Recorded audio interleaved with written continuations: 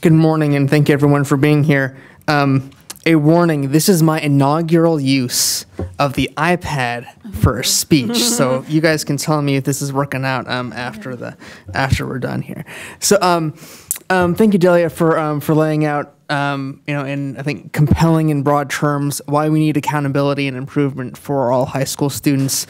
I'm going to try to add about 250,000 reasons additionally as to why we need to do so. Before I do that, I want to give you just a brief synopsis of what I'll cover and along with a soundbite. So if there are any press out there, here's the soundbite. What we need for the reauthorization of the Elementary and Secondary Education Act is to actually insert the secondary into the Elementary and Secondary Education Act. For too long, ESEA has really focused almost exclusively on younger children. And we need our kids to have a strong start. Early childhood and elementary investments are wise, but those investments are not inoculations. We need to continue those investments, and we need to make sure that we teach our kids how to do reading and math, not just in the third grade, but also when they're juniors in high school. Reading The Cat in the Hat is a little bit different from reading The Catcher in the Rye. And we have to remember that as we're redoing the Elementary and Secondary Education Act. So there's the soundbite. I'll cover three things in brief. One, accountability that includes all high schools, including strong subgroup accountability. Secondly, the need to tie strong research-based improvement to that accountability. Accountability for accountability's sake doesn't get us nearly where we need to go. And thirdly, we can have the best improvement policy on the planet, but it's not going to do a whole lot unless we have the resources to implement that improvement policy. So we'll talk about some ways to get resources for that improvement. So accountability that includes all high schools, including strong subgroup accountability. The 250,000 reasons why we need to do so. The Alliance for Excellent Education has long said that we need to focus on the lowest performing schools. And by and large, we've defined lowest performing schools as those schools that have a graduation rate of 60% or less. We very much believe that the federal policy should include a focus on these quote-unquote dropout factories. The problem is that if we stop there, we're going to overlook about 250,000 students of color, Black and Latino students, and additional Asian American students, Indian students, and so on. That's 250,000 students that we would miss if we just focus on the lowest performing schools. We have to disaggregate this data, especially as we go state by state, because the proportion of students of color who are dropping out from schools that actually have a decent graduation rate overall really varies. So for example, in Arkansas, 49% of their Latino students actually drop out from schools that overall have a graduation rate above 60%. So if we were to just look at schools with the lowest performing graduation rates, we'd miss out on half of the Latino dropouts in the state of Arkansas. In Arizona, Kansas, Kentucky, North Carolina, more than 20% of their Black students who drop out from schools that have graduation rates that are above 60%. So we have to focus on the bottom performing high schools, but we can't just stop there. We have to look at all the schools. Otherwise, we're going to be missing out, like I said, on 250,000 students nationwide. But accountability, for accountability's sake, isn't enough. The purpose of accountability is to identify, I believe, is to identify the schools that are lowest performing and then get them to improve. We can't just label them. We have to support their improvement process. And right now, the accountability or the improvement system within ESEA is really inadequate for high schools. So for example, two of the key tools that are in ESEA include school choice and supplemental educational services. Well, for school choice, regardless of whether or not it's a good idea, it's really just not applicable for the majority of the nation's school districts because 3/4 of the nation's school districts only have one high school.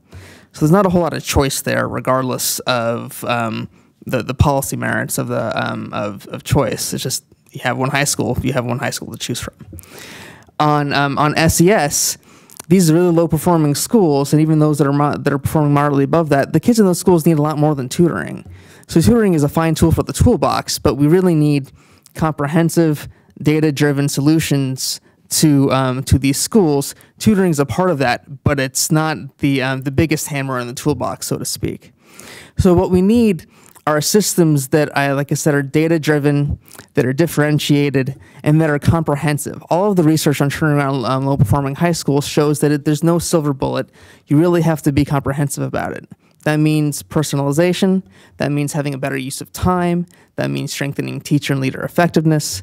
That means giving more flexibility to at the high school level around decision-making, around budgeting, and around hiring decisions.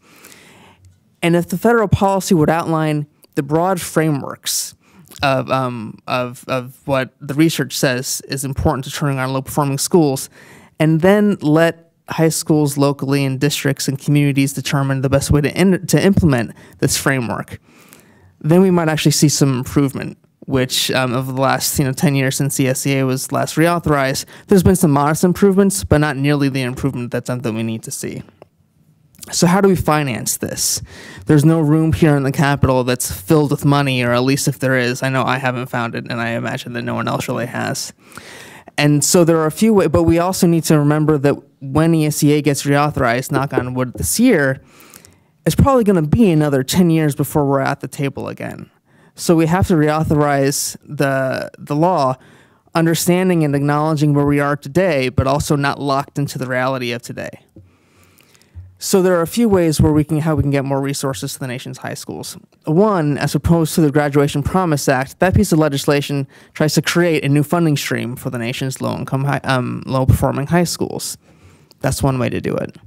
Another way to do it is to look at the largest federal education funding stream for low-income students, that being Title I. Historically, high schools only get 10% of Title I funding, which is well below the proportion of low-income students that they serve. They serve about a quarter of low-income students, but only get 10% of the funding. Do the math. Something is terribly inequitable there. In addition to that, about a third of high-poverty high schools, high poverty being defined as 50% or more, about a third of high-poverty high schools aren't even eligible for Title I. So we need to make Title I work better for high schools.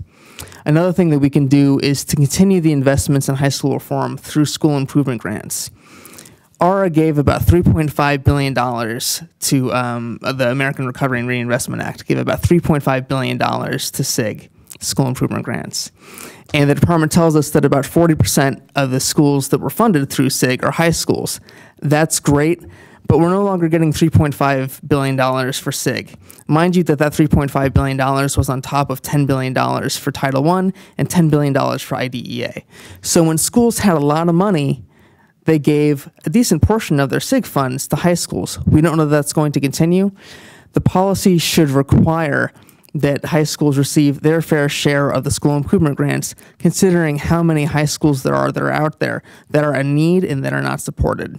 The recommendation is for at least 40% of state SIG grants to go to high schools, or high schools should receive the proportional share of the funding, meaning that high schools should not receive less than the proportion of middle and high school students that are attending low-performing schools. Plenty more details in the plan for success. Thanks for having me to speak about this, and I'm sure that we'll be taking questions afterwards. And you can tell me later if my iPad actually worked. Thanks. Oh, and let me introduce my colleague, Dua Thor, who's going to talk about some additional issues regarding high school accountability and improvement in disaggregation. Thanks.